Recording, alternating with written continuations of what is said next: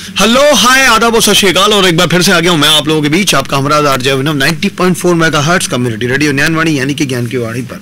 और एक बार फिर से आप लोगों के बीच लेकर आया हूं आज की ताजा खबर यानी कि करंट पल्स रेडियो, आपका फेमस CPR। और आज लेकर आया हूं आपके पास कुछ और खबरें जो कि राजनीतिक पखवाड़े से आएंगी, कुछ खेल की होंगी, कुछ एंटरटेनमेंट इंडस्ट्री की होंगी। ये सारी खबरें मैं आप लोगों के पास लेकर आता हूं BBC हिंदी के माध्यम से। हम उनका शुक्रिया अदा करते हैं और उनको धन्यवाद करते हैं।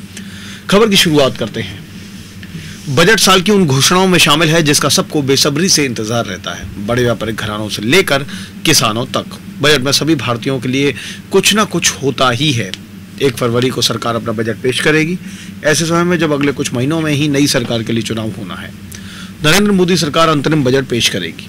माना जा रहा है कि सरकार मैन्युफैक्चरिंग सेक्टर पर खर्च को बढ़ाएगी जो कि पूरी भारतीय अर्थव्यवस्था का 17% है। सरकार ने 2021 में इस सेक्टर के लिए 1.97 लाख करोड़ की वित्तीय सहायता की घोषणा की थी।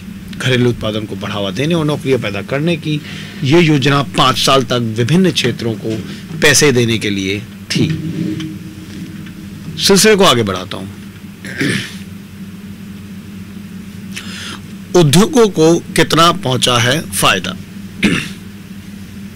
सरकार ये कदम वैश्विक मैन्युफैक्चरिंग पावर बनने की महत्वाकांक्षाओं के मुताबिक है।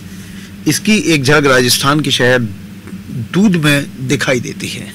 करीब 1 साल पहले स्थापित भारतीय कंपनी ग्रेव एनर्जी के लिए एक कारखाना लगाया गया था, जिसमें रोजाना करीब 3000 सौर पैनल बनाए जा रहे थे। इस कंपनी को 560 करोड़ रुपए का सरकारी अनुदान मिला। कंपनी के CEO विनय थड़ानी कहते हैं कि ये शुरुआती प्रोत्साहन है और 5 साल बाद जब सरकारी सहायता मिलनी बंद हो जाएगी तो मेरा मानना है तब तक उद्योग आत्मनिर्भर हो जाएगा और अपने दम पर आगे बढ़ने में सक्षम होगा। सरकार का ये प्रोत्साहन ग्रेव एनर्जी जैसी कंपनियों की चीन पर निर्भरता कम करने में मदद करने के लिए भी है। थड़ानी कहते हैं कि इस सेक्टर में 80% कच्चा माल अब भी चीन से ही आता है। वो कहते हैं कि हालांकि सही कदम उठाए जा रहे हैं लेकिन भारत को ऐसा करने में अब भी कुछ समय लगेगा। वो कहते हैं केवल वित्तीय सहायता ही नहीं बल्कि सरकार ने जो माहौल बनाया है उसने सब कुछ तेजी से किया है और यही असली फायदा है। दरअसल ग्रेव एनर्जी अगले कुछ महीनों में 2 कारखाने शुरू करने की प्रक्रिया में है और उसका लक्ष्य इनमें 2000 से अधिक लोगों को रोजगार देना है। सरकार ने केवल सौर ऊर्जा सेक्टर को ही नहीं बल्कि टेलीकॉम, फार्मास्यूटिकल्स, फूड प्रोसेसिंग और इलेक्ट्रॉनिक्स पर जैसे 1 दर्जन से अधिक क्षेत्रों की पहचान उत्पादन से जुड़े प्रोत्साहन या PLI योजनाओं के लिए की है। सरकारी आंकड़ों के मुताबिक पिछले 2 सालों में इस योजना के तहत 6 लाख से अधिक नौकरियां पैदा हुई हैं और उत्पादन 8.61 लाख करोड़ रुपए तक पहुंच गया है। बढ़ती बेरोजगारी भी है चिंता का विषय। ये सब ऐसे समय में हो रहा है जब बढ़ती बेरोजगारी देश में चिंता का विषय बनी हुई है। सरकार के ताज़ा लेबर फोर्स सर्वे के मुताबिक पिछले साल स्नातकों में बेरोजगारी सबसे अधिक 13.4% थी यानी कि 13.4। इसके बाद डिप्लोमाधारियों में 12.2% यानी कि परसेंटेज और स्नातकोत्तर में यानी कि पोस्ट ग्रेजुएट्स में 12.1% बेरोजगारी थी। बेरोजगारी के चिंताजनक आंकड़े सड़कों पर भी नजर आ रहे हैं क्योंकि भारत के युवाओं में काम की तलाश की निराशा दिखाई दे रही है। ग्रेव एनर्जी के कारखाने से करीब 60 किलोमीटर दूर जयपुर शहर में कॉलेज से निकले युवा लड़के लड़कियां हर वो काम कर रहे हैं जिससे उन्हें नौकरी मिल सकती है। हजारों ग्रेजुएट नौकरी पाने के लिए सबसे अच्छी पढ़ाई करने की उम्मीद में कोचिंग सेंटरों पर आते हैं। इन कोचिंग सेंटरों के खचाखच भरे क्लासरूम में बैठे युवाओं में से कई गाँवों से आते हैं। वो अपने माता पिता की जीवन भर की कमाई को महंगी पढ़ाई पर खर्च करते हैं। उन्हें इस बात की उम्मीद रहती है कि उनके बगल में बैठे व्यक्ति की तुलना में उनके पास बेहतर मौका है। 23 साल की त्रिशा अबहवाल कहती हैं कि यहाँ जीवन और मौत का मामला है। वो अपने गांव से 150 किलोमीटर दूर जयपुर शहर में किराए के एक कमरे में रहती हैं। वो सरकारी नौकरियों की तैयारियां कर रही हैं। त्रिशा कहती हैं प्रतिस्पर्धा इतनी बढ़ गई है कि हम सभी के लिए पर्याप्त नौकरी नहीं है। त्रिशा की ही तरह सुरेश कुमार चौधरी भी चिंता जताते हैं। किसान परिवार से आने वाले सुरेश सरकारी नौकरी के लिए प्रयास करने वाले अपने परिवार के पहले व्यक्ति हैं। इस परिवार की उम्मीदें 23 साल के सुरेश पर टिकी हैं। वो इस दबाव को महसूस करते हैं। सुरेश कहते हैं लोगों के पास कोई विकल्प नहीं है। यदि बहुत सारे विकल्प होते तो ये समस्या नहीं होती। मेरे जैसे पढ़े लिखे भारतीय इस उम्मीद में समय और पैसा खर्च करने की कोशिश कर रहे हैं कि उन्हें नौकरी मिले।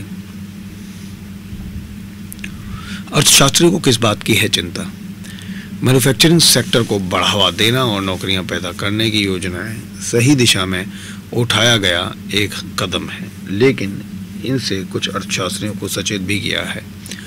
प्रोफेसर आनंद कुमार बताते हैं कि 1.97 लाख करोड़ रुपए में से अब तक केवल 2% बांटे गए हैं। इस साल जनवरी में प्रेस सूचना ब्यूरो PIB की ओर से जारी PLI पर जारी आखिरी बयान के मुताबिक इस योजना के तहत अब तक 4,415 करोड़ रुपए बांटे गए हैं। प्रोफेसर कुमार का मानना है कि धनराशि को अलग तरीके से खर्च किया जाना चाहिए था। वो कहते हैं इसे सही ढंग से लक्षित नहीं किया गया, क्योंकि भारत में नौकरियां संगठित क्षेत्र नहीं बल्कि असंगठित क्षेत्र पैदा करता है। केवल 6% कार्यबल ही संगठित क्षेत्र काम करता है, 94% कार्यबल असंगठित क्षेत्र काम करता है। प्रोफेसर कुमार कहते हैं कि फोकस बदलने की जरूरत है। हमें संगठित क्षेत्र की जगह असंगठित क्षेत्र को बढ़ावा देने की जरूरत है। ये योजना जो कर रही है वो पूरी तरह से संगठित क्षेत्र के लिए लक्षित है। भारत के पूरे आर्थिक दृष्टिकोण पर विस्तार से बात की गई। भारत की पहचान दुनिया की प्रमुख अर्थव्यवस्था के रूप में की गई है। अंतर्राष्ट्रीय मुद्रा कोष ने कहा है कि भारत की अर्थव्यवस्था ने मजबूत विकास दिखाया है। इसका वित्तीय क्षेत्र लचीला और कई सालों से सबसे मजबूत रहा है। वो साल 2023 की शुरुआत में आई आर्थिक मंदी से काफी हद तक अप्रभावित रहा। अनुमान के मुताबिक भारत में विकास दर के मजबूत रहने की संभावना है, लेकिन सवाल ये भी है कि क्या सभी भारतीय इस विकास को महसूस कर पा रहे हैं। प्रधानमंत्री नरेंद्र मोदी जी की सरकार इस हफ्ते चुनावी साल में अपनी वित्तीय योजना पेश करने के लिए तैयार है। ऐसे में ये बजट अर्थशास्त्र से अधिक राजनीति से प्रेरित हो सकता है। भारत बनाम इंग्लैंड, कुछ खबरें लाता हूं खेल जगत से आप लोगों के पास। क्या जडेजा की जगह ले पाएंगे सौरभ कुमार? भारतीय क्रिकेट में इन दोनों छोटे छोटे गांव और कस्बों से निकलकर खिलाड़ी राष्ट्रीय टीम में अपना स्थान बना रहे हैं। मुकेश कुमार बिहार में गोपालगंज के एक छोटे से गांव से हैं, तो वहीं मोहम्मद शमी अमरोहा के सहसपुर अलीनगर से आते हैं।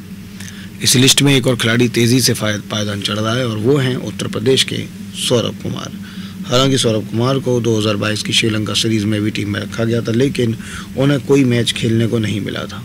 इस बार उन्हें इंग्लैंड के खिलाफ विशाखापट्टनम में खेले जाने वाले दूसरे टेस्ट मैच के लिए चुना गया है, लेकिन अंतिम 11 में चुना जाना अभी भी काफ़ी मुश्किल दिखता है। इन सबके बावजूद रोहित शर्मा, विराट कोहली और अश्विन जैसे खिलाड़ियों के साथ कंधे मिलाना इस विनम्र खिलाड़ी के लिए किसी सुनहरे मौके से कम नहीं है। ये चीज़ भी उनका आत्मविश्वास बढ़ाती है कि टीम में उनकी जगह रविंद्र जडेजा जैसे खिलाड़ी को चोट लगने से बनी है, यानी एक तरह से वो जडेजा के रिप्लेसमेंट कहे जा सकते हैं। कैसे की क्रिकेट की शुरुआत?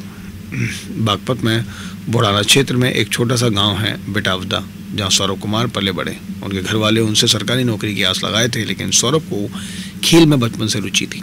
बागपत में क्रिकेट की कोचिंग कम थी, इसलिए उन्हें कोचिंग के लिए दिल्ली आना पड़ता था। समाचार एजेंसी PTI को उन्होंने एक इंटरव्यू में कहा कि वो रोज़ ट्रेन घंटों का इंतजार करने के बाद ट्रेन का सफ़र करके दिल्ली कोचिंग के लिए आते थे। यहीं पर बाद में उन्हें बिशन सिंह बेदी के गर्मियों में लगने वाले समर कैंप में ट्रेनिंग का चांस मिला, जो उनके लिए बड़ा अवसर साबित हुआ। सौरभ कहते हैं कि बेदी ने उनके बॉलिंग एक्शन में कोई बदलाव नहीं किया, लेकिन उनके ग्रिप को सुधारा, जिससे उनकी गेंदबाजी और भी प्रभावकारी हो गई। वो अपने स्तर में लगातार बेहतरी करते रहे। उन्होंने खेल के द्वारा ही उन्हें सरकारी नौकरी भी मिल गई, जब स्पोर्ट्स कोटे में उनका चयन भारतीय एयरफोर्स के लिए हो गया। वो 2014 में सर्विसेज के लिए रणजी और बाकी घरेलू क्रिकेट खेलने लगे, लेकिन सौरभ को भरोसा था कि वो भारतीय टीम के लिए भी खेल सकते हैं, और अपने इसी सपने को पूरा करने के लिए उन्होंने एयरफोर्स की सरकारी नौकरी छोड़ दी। वो साल 2015 से उत्तर प्रदेश की तरफ से क्रिकेट खेलने लगे, लेकिन स्टार खिलाड़ियों से सुसज्जित भारतीय टीम में जगह बनाना कोई आसान काम नहीं था। सौरभ साल दर साल मेहनत करते और उम्मीद लगाए रहते कि कभी ना कभी चयनकर्ता उन्हें ज़रूर याद करेंगे। कैसा रहा है करियर? बाएं हाथ के स्पिनर सौरभ कुमार एक ऑलराउंडर कहलाना पसंद करते हैं। हालांकि अपने स्पिन के जाल में विपक्षी बल्लेबाजों को आउट करना उनकी पहली जिम्मेदारी है। बल्ले से भी वो अच्छा योगदान देने के काबिल हैं। उनके रिकॉर्ड्स बताते हैं कि सौरभ बहुमुखी प्रतिभा के धनी क्रिकेटर हैं। फर्स्ट क्लास क्रिकेट के 68 मैचों में उन्होंने 27 की औसत से 2061 रन बनाए हैं, जिनमें 2 शतक और 12 अर्धशतक शामिल हैं। वहीं गेंदबाजी करते हुए उन्होंने 24.41 की औसत से 290 विकेट लिए हैं। उनके बारे में उत्तर प्रदेश के कोच सुनील जोशी बताते हैं कि कुमार पर कोई भी टीम भरोसा कर सकती है। समाचार एजेंसी PTI सुनील जोशी ने बताया कि सौरभ एक शानदार गेंदबाज हैं, जो खेल को अच्छी तरह पढ़ सकते हैं। उन्हें अपना लाइन और लेंथ को कब बदलना है अच्छी तरह मालूम है। भारतीय कंडीशंस में गेंदबाजी का उन्हें बढ़िया अनुभव है, और उन्होंने चेतेश्वर पुजारा और मयंक अग्रवाल जैसे तगड़े बल्लेबाजों को आउट किया है और आउट करने का भी अनुभव है। नेट बॉलर से बनी पहचान। हालांकि 30 साल के सौरभ भारतीय क्रिकेट के स्तर से युवा नहीं कहे जा सकते। इसी वजह से टीम में उनकी जगह और भी बड़ी बात हो जाती है, क्योंकि भारतीय क्रिकेट बोर्ड और चयनकर्ता अक्सर युवाओं को ही तरजीह देते हैं। चेतेश्वर पुजारा एक सटीक उदाहरण है, जिन्हें टीम में शायद इसलिए नहीं लिया जा रहा क्योंकि उनकी उम्र 30 के पार हो चुकी है। इंग्लैंड के खिलाफ पहले मैच के चौथे दिन यही सवाल अनिल कुंबले ने भी उठाया और हैरानी जताई कि शुभमन गिल जैसे युवा खिलाड़ी को तो कई मौके मिलते हैं, लेकिन पुजारा जैसा खिलाड़ी हमेशा हाशिए पर खड़ा होता है। सौरव कुमार को टीम इंडिया में खेलने का भरोसा साल 2021 में और बढ़ गया, जब उन्हें इंग्लैंड के खिलाफ सीरीज में नेट बॉलर के तौर पर टीम के साथ रखा गया। उस सीरीज के नेट्स में सौरव कुमार ने विराट कोहली, रोहित शर्मा और पुजारा जैसे बल्लेबाजों को गेंद डाली और अपनी फ्लाइट और टर्न से सभी को प्रभावित किया। एक अखबार को दिए गए इंटरव्यू में उन्होंने बताया कि घरेलू क्रिकेट में तो उन्हें कोहली और रोहित जैसे खिलाड़ियों को गेंद डालने का मौका नहीं मिलता, लेकिन नेट्स पर उनके खिलाफ गेंदबाजी करके उन्होंने बहुत कुछ सीखा है। यादगार प्रदर्शन। पिछले 10 साल से हर साल सौरव कुमार घरेलू क्रिकेट में अपनी छाप छोड़े जा रहे हैं। उनके कंसिस्टेंट प्रदर्शन को देखते हुए पिछले कुछ साल से वो इंडिया ए टीम की एक हिस्सा बन गए हैं। इंडिया ए की तरफ से उन्होंने कुछ यादगार प्रदर्शन किया है जो सेलेक्टर्स की निगाहों से भी छिपा नहीं है। पिछले साल साउथ अफ्रीका ए के खिलाफ पहले अनाधिकारिक टेस्ट मैच में उन्होंने 4 सफलताएं अर्जित की थी, जो सभी टॉप ऑर्डर बैटर्स के विकेट थे। 8वें नंबर पर बल्लेबाजी करते हुए उन्होंने 22 रनों का महत्वपूर्ण योगदान भी दिया। वहीं कुछ दिन पहले इंग्लैंड लॉयंस के खिलाफ टेस्ट मैच में उन्होंने 77 रन बनाए, जिसमें 16 जबरदस्त चौके शामिल रहे। इसके अलावा उन्होंने 5 बहुमूल्य विकेट भी लिए और अपनी टीम को जीत दिलाई।